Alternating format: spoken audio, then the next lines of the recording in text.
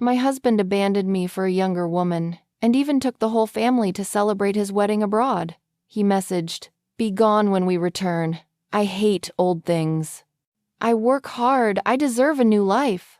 When they came home laughing, they found nothing but an empty, perfectly groomed lot where our house once stood, their faces drained of color. I sat in my parked car and couldn't stop smiling. Where are you watching from today? Drop your location in the comments and, hey, like and subscribe if you're enjoying this. Let me explain how I reached that delicious moment. It was 2 p.m. on a Tuesday, and I was in my Honda Civic, watching my cheating ex, Frank, and his new bride, Amber, stare dumbfounded at a tidy patch of grass where our $800,000 suburban dream had once been. Frank's expression, priceless, like someone had just told him his precious golf membership was revoked. 6 months earlier, I was Patricia Williams, married 28 years, mother of 2 entitled adults, and, apparently, a nagging old bat who'd lost her shape and her usefulness, at least in Frank's opinion. Those were his words when he announced he was leaving me for Amber, his dental hygienist, because nothing screams midlife crisis like trading a long marriage for a 4-year-old with perfect teeth. Unsurprisingly, the family backed him. Jake, 28 and still mooching off the trust fund, called it Dad's second chance.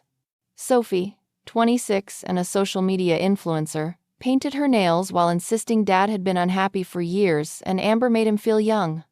I wasn't invited to the wedding. Frank made that clear when he moved out. "Patricia, be gone when we return. Start fresh somewhere, maybe Florida, where old people go," he joked, tossing his golf clubs into Amber's pink Jeep. I hate old things. I work hard, so I deserve a new life. What they didn't know was that I'd been preparing for this since the day I found Amber's thong in Frank's gym bag 3 years earlier. Frank thought he was clever, but I managed the money. Every investment, every account, every asset he assumed was his. I knew the truth. He was about to learn the difference between having your name on paperwork and actually owning anything.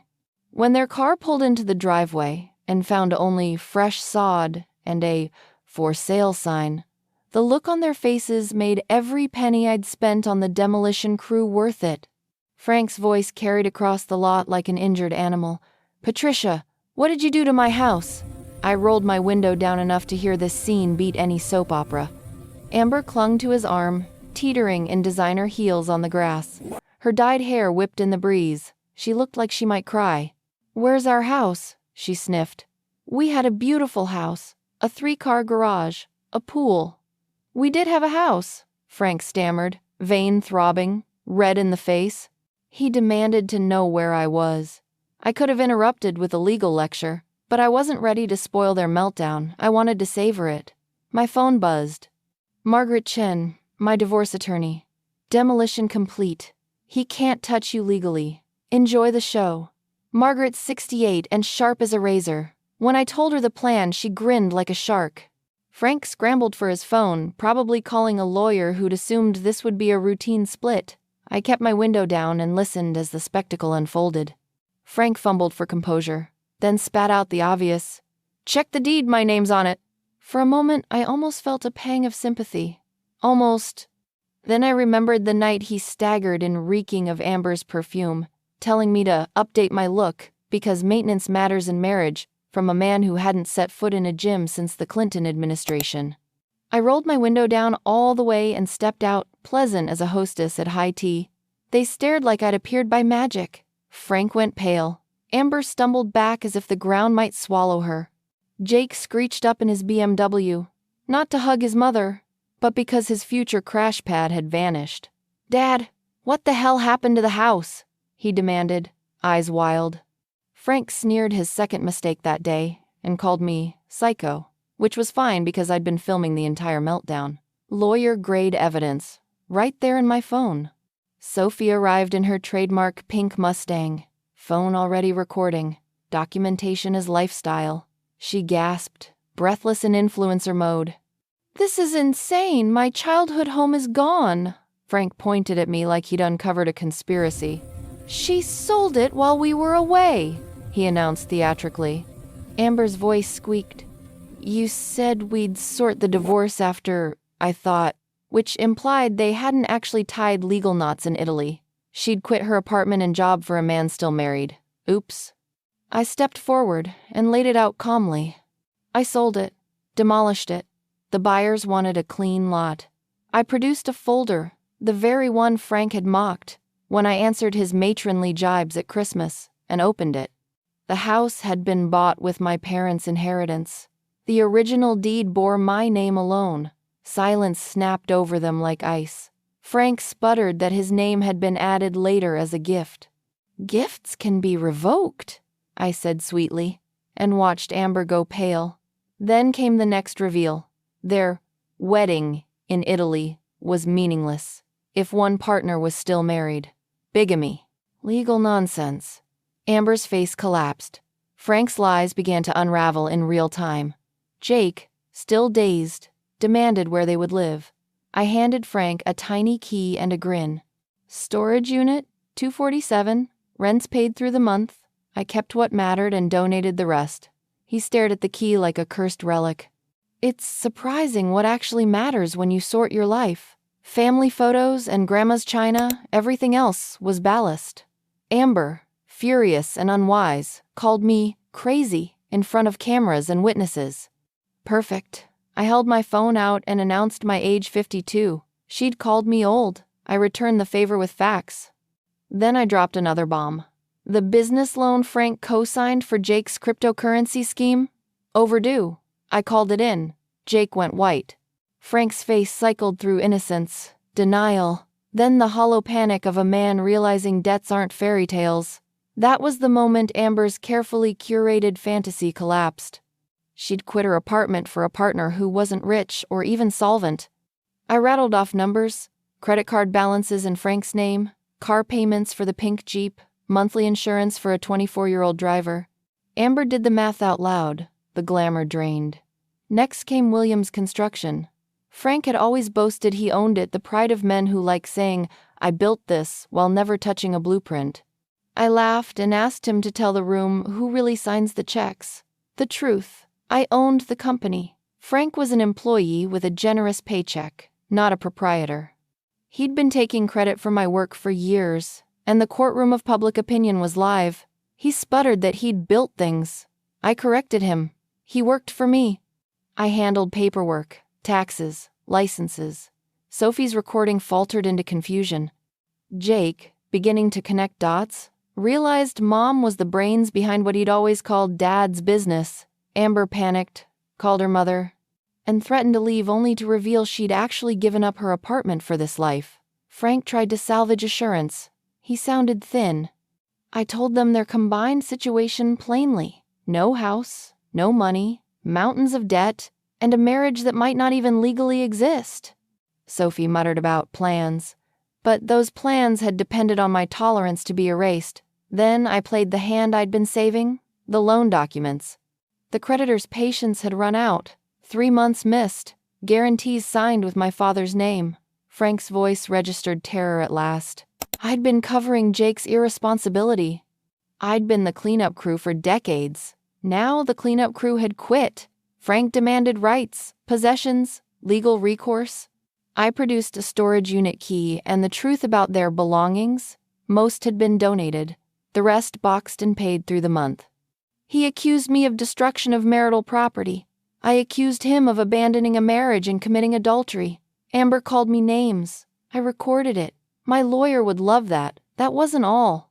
I revealed another layer. $43,000 of credit card debt in Frank's name for gifts, trips, and shiny distractions for Amber. He'd told her he was wealthy. She'd believed him. The numbers told a different story. One in which Frank had been bleeding joint accounts dry to finance a fantasy. As Amber's eyes widened, I let the crowd watch her realization. She'd traded independence for a man who'd been lying behind a cheerful mask. She'd quit stability for someone who'd built his life on someone else's labor. It's harsh, but some truths are best delivered bluntly. Then the coup de grace. Williams Construction's legal ownership. I'd been filing taxes, signing licenses, building the business with inheritance money and my elbow grease. Frank thought he held a kingdom. In reality, he held a set of golf clubs and a generous salary. I'd been the proprietor in every legal sense. His smug smile dissolved into pleading, and Jake began to look small. By the time I announced I was filing for a restraining order, harassment, threats, and public humiliation on record, Amber had gone quiet. I also mentioned, casually, that I'd bought a downtown condo in cash and that the divorce papers had already been filed that morning. Uncontested divorce, I said. I get everything. He gets nothing. I slid back into my Civic, started the engine, and left them standing in the empty lot like passengers from a shipwreck. But I wasn't finished. There were more phases to my plan, and they'd be even sweeter. 3 weeks later, life in my new condo felt like stepping into a version of myself I'd buried for decades. I sat on the balcony with a glass of wine, admiring the city lights, when my phone buzzed. Jake. I debated ignoring it, but curiosity won. "Mom, we need to talk," he said, sounding exhausted. "Can I come over?" "You can't," I reminded him. "There's a restraining order. You have to stay 500 feet away," he pushed on. "Mom, everything's falling apart. Dad's sleeping in his car." Amber moved back to her parents and won't answer him. Sophie's getting dragged online because someone posted the video of the empty lot. And the loan company. "Mom, they're calling Dad at work. At your company, threatening to garnish his wages." That's how debt works, Jake. You borrow, you pay, but Dad can't afford it. Not with rent, car payments, everything. I cut him off. "Jake, your father hasn't paid for his own living expenses in over 10 years. I covered the mortgage, bills, groceries, everything. He spent his paycheck on hobbies and Amber. You're just now noticing because there's no one left to shield you from consequences." Silence crackled on the line. Jake inhaled shakily. "What do you want us to do?" "Grow up." I explained that I'd spent 28 years being mother, accountant, therapist, maid, and financial safety net for 3 fully grown people. I told him the truth no one in our family wanted to hear. I didn't have a family. I had dependents. He tried appealing to emotion, desperation, guilt, all familiar tactics, but they'd stopped working on me. "What now?" he asked finally. "You're just gonna let Dad be homeless? Let me go bankrupt? I'm not letting anything happen. You're adults facing adult consequences. But you could help," he whispered. "You have the money." There it was, the real reason for the call. "I do have money," I said, "because I work. Because I made smart decisions. Because I didn't spend my life expecting someone else to pay for my mistakes." Jake fell silent. He wasn't stupid, just spoiled. And for the first time in his life, he was realizing how much I'd protected him from. "Mom, please, just help us one more time." "No, not one more time. Not ever again." I hung up. The next morning, the concierge called. "Mrs. Williams, your daughter is downstairs asking to see you." Of course she was. I told them I wasn't available. Sophie insisted it was urgent. Something about Frank being in the hospital. Chest pains. Stress. She was crying. I agreed to meet her in the lobby cafe in 10 minutes. Sophie was a mess. Mascara streaked, hands trembling. It was the first time I'd seen her look like a real person instead of a brand. "Mom," she whispered. Dad collapsed. They took him to General Hospital. What did the doctors say? Stress-induced heart issues. And he doesn't have insurance. He can't afford the tests or the stay. I took a slow sip of my coffee. "Sophie, your father received COBRA paperwork when he lost his job. He could have kept his insurance. He chose not to pay the premiums." "Why wouldn't he pay?" she asked, genuinely confused. "Because he spent the money chasing Amber." Sophie froze. Her world centered around likes and curated perfection was cracking. "You really don't care, do you?" she whispered. "I care about myself," I said. For the first time in decades, tears welled in her eyes. "You're our mom. Isn't that supposed to matter?" "It mattered for 28 years. Then none of you cared that your father told me to disappear so he could marry someone else." Sophie swallowed hard. "I thought you'd be fine." "You're always fine." I'm fine now, I corrected. Because for once, I chose myself. She grabbed my wrist. Please, Mom, help us. Let us fix this. I gently removed her hand. If you want a relationship with me, Sophie, here's what it looks like. Real work, real responsibility, real respect. Not just calling me when your lives fall apart. Tears spilled down her face. If we did all that, would you forgive us? Forgiveness is easy, I said quietly. Trust? That has to be earned. I stood to leave. Sophie watched me go with a look I hadn't seen since she was a scared little girl, except now, the fear was of real life. In the elevator, though, a single thought unsettled me. Frank, in a hospital bed, alone. I wasn't heartless. I was just done being used. Still, pity is a dangerous door to reopen. 2 days later, Margaret called urgently. Patricia, we need to talk. Now. Her office had documents spread across the desk like a war map. Frank filed a counter petition, she said. He hired a high-level investigator. They found something. What? She slid over a folder. The Williams Family Trust. Established in 1998. It lists you and Frank as co-trustees. And it owns 40% of your business assets. My blood turned to ice. I forgot about the trust, I whispered. We never used it. Well, it's active now. Frank has filed a claim asserting joint rights to those assets. My condo, my savings, my business, everything I'd built. If the judge sided with him, he could take nearly half. I'd spent 28 years building an empire while he played golf and cheated. Now he might walk away with half of it. Can he win? I asked. Margaret looked grim. It's possible. That night, looking out over the city from my floor-to-ceiling windows, fear crept in the first real fear I'd felt since leaving him. Frank called. His voice was calm now. Confident. He'd sensed my vulnerability. Patricia, he began, I want to propose a deal. And that was the moment I understood. Frank didn't want me. He wanted my money. And he was about to learn the biggest mistake of his life. Frank spoke like a man who thought he'd just checkmated me. Here's my offer, he said. I drop the trust claim. You drop the divorce and the restraining order. We go back to being married. We pretend none of this happened. I almost laughed. You want me to take you back? I said slowly. So you can access my money. That's not fair, Patricia. It's exactly fair. He hesitated, but only for a moment.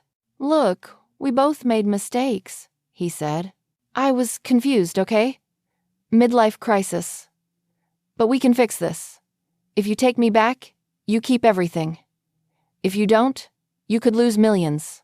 Think practically. He thought fear would make me obedient again. He truly didn't know who I had become. Frank, I asked quietly, how much do you think I'm worth? He snorted. I don't know, Patricia. A few million. Maybe 4 with the trust.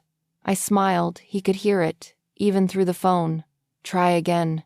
He inhaled sharply. What are you saying? I'm saying you never paid attention to anything real in our marriage. Not my work, not the business, not the investments, not the accounts I built while you were busy cheating. Patricia, Frank, you have no idea what you're trying to take from me, and that ignorance is going to cost you. I hung up and immediately called Margaret. It's time, I told her. Let's show Frank exactly what he's been underestimating. She exhaled, delighted. Phase 4? Phase 4. The courtroom hearing was scheduled for Friday at 9 a.m. Frank walked in wearing the only decent suit he had left, the one I'd bought him years ago. He radiated confidence, smugness, victory. He honestly thought the trust would make him a millionaire overnight. He had no idea. His lawyer, David Parker, looked prepared and hungry, the kind of man who thrived on tearing financial cases apart. Judge Harrison entered mature, sharp, no nonsense. The room settled. Parker began smoothly. Your Honor, my client is simply seeking his rightful share of marital assets, which Mrs. Williams has attempted to hide through manipulation and unlawful property transfers. He presented the trust documents like a magician revealing his final card. The Williams Family Trust, established in 1998, grants Mr. Williams' equal rights to trust-owned assets, valued at approximately $4 million. Frank sat up taller, a proud child waiting for applause. Then Judge Harrison turned to Margaret. "Counselor, your response?" Margaret stood, calm and precise. "Your Honor, we don't dispute the existence of the trust. However," she paused, savoring the moment, "we do dispute Mr. Williams's understanding of the marital estate." She handed the judge a single-page document. "Mrs. Williams' total net worth is not $4 million. Parker frowned. Frank blinked. Margaret continued. "According to this certified financial analysis, Mrs. Williams' net worth is approximately $47 million. The courtroom went silent. Frank's smirk evaporated. His eyes bulged. His hands shook. Margaret continued, voice smooth as silk.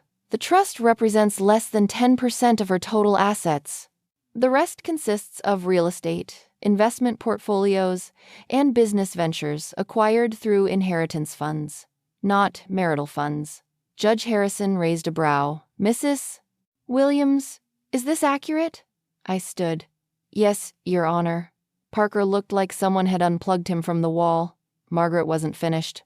"Your Honor, we also have evidence that Miss Williams embezzled approximately $127,000 in marital funds to support his extramarital affair." She dropped a thick folder on the table, credit card bills, hotel receipts, jewelry invoices, ATM withdrawals. Frank's breathing turned loud and uneven. "Furthermore," Margaret said, "Mrs. Williams is prepared to offer a settlement." The judge nodded. "Let's hear it." Margaret read it aloud. "Mr. Williams may keep his personal items, his vehicle, and receive a one-time payment of $50,000. In exchange, he relinquishes all claims to marital assets, trust funds, and business holdings. Additionally, he must repay the $127,000 embezzled through wage garnishment if necessary." Frank's jaw dropped.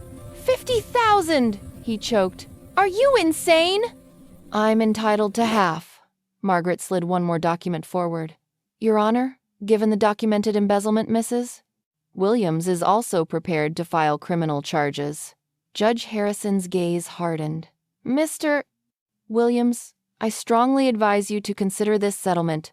Frank stared at his lawyer, silently begging for rescue. Parker whispered, "Take the deal." "If this goes to trial, you'll lose everything." Frank swallowed, his confidence collapsing like wet paper.